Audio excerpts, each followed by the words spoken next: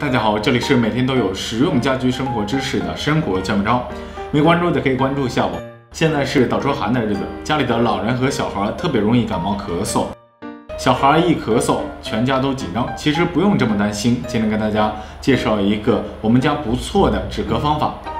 我们需要准备一颗雪梨、7到8个金桔和半朵银耳，以及5到6粒冰糖和少量的枸杞。先用清水浸泡银耳半小时，一定不要挑选新鲜的银耳，容易变质导致中毒。先放入银耳煮半个小时，因为银耳比较难煮，得半个小时才能够软烂。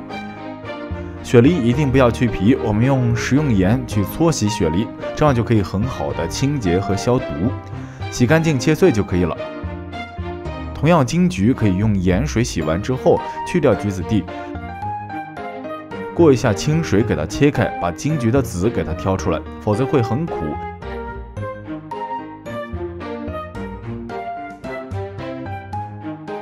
然后再放入金桔和雪梨，以及冰糖和枸杞，再煮个15分钟左右。